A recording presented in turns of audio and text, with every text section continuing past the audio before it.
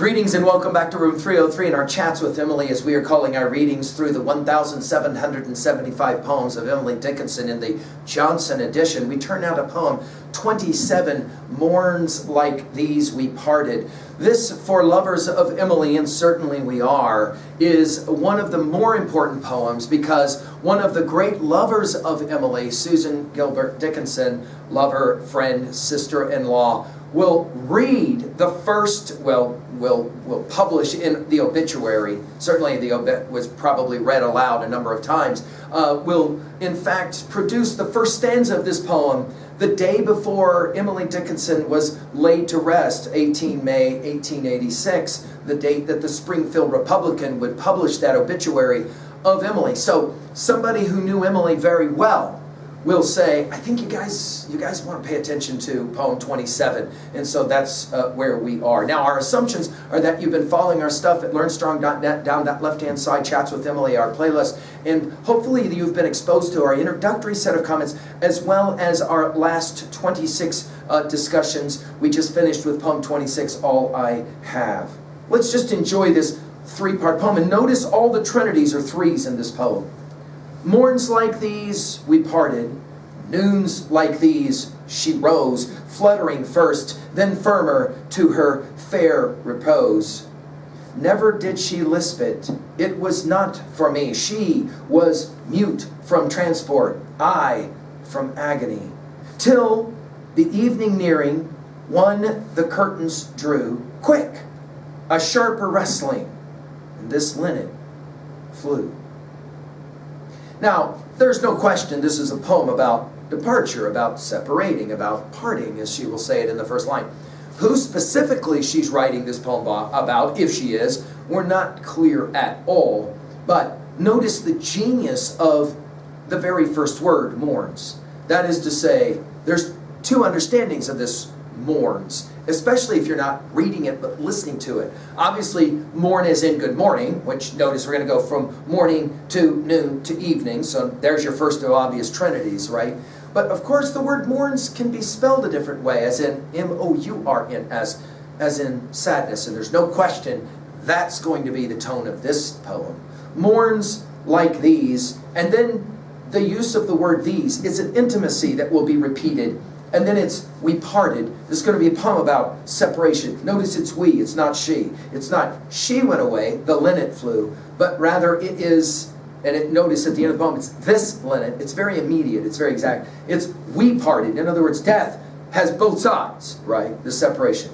Noons like these, she rose. Now, my Emily group has pointed out to me the way that Emily loves to use the word rose both as noun and verb. I see it as a brilliant insight. Notice here it's the verb. Right? It's not, we're not talking about the flower of the rose. We're talking about this parting and this rising. This, if you will, flying, if you will, right?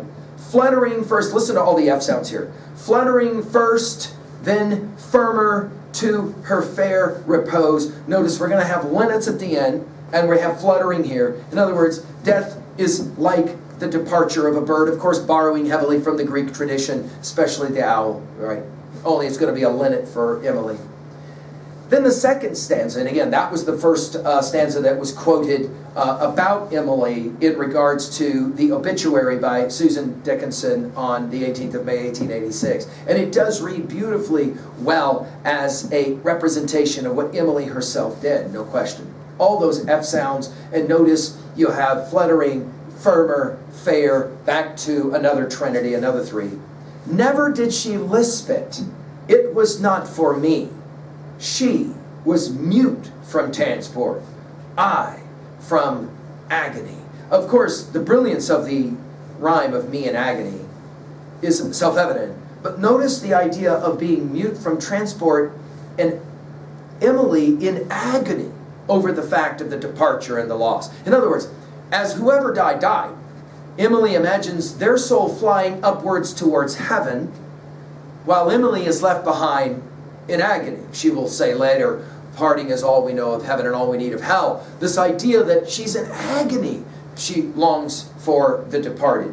But the word till will end our trinity of three stanzas. Till the evening. So notice, we move from the morning to the noon in the agony to the evening nearing.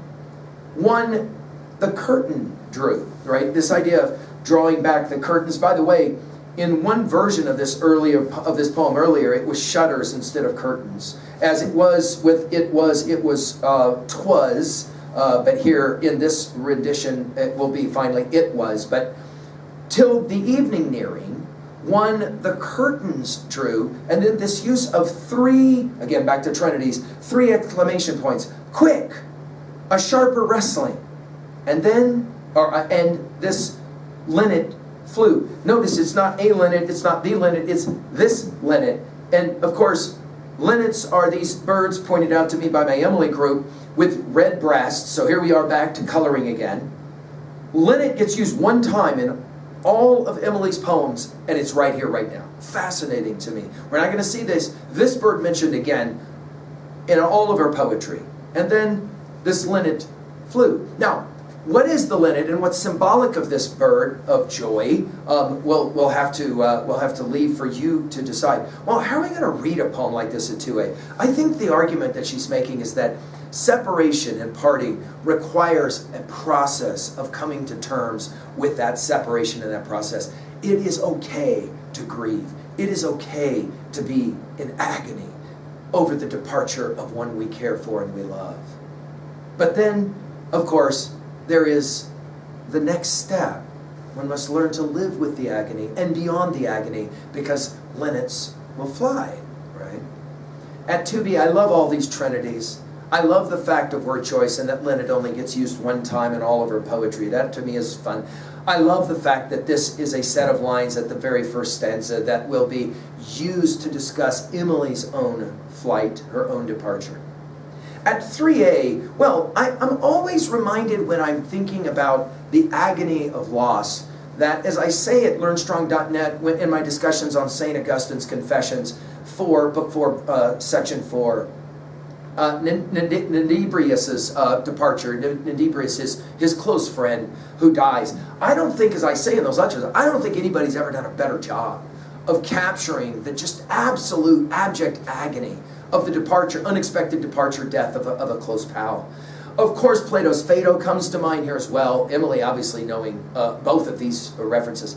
But I want to take us to something a little bit more 20th century at least. You remember that in our study of Yeats's Lake Isle of Ennisfree, the evening full of the linnet's wings, I will arise now and go. The evening full of the linnet's wings. We've given a full treatment at learnstrong.net if you want to run it to ground. 1890. And it's interesting that you can put these two together with the linnet's wings of Yeats and the linnet flew of Emily. Finally, at 3B, to own a poem like this, what was a time when you had to live with the parting, with the linnet flying away, and how did you deal with that? And is it at all possible that a poem like this one helps us? And to that we will say thank you, Emily, one more time. Thank you.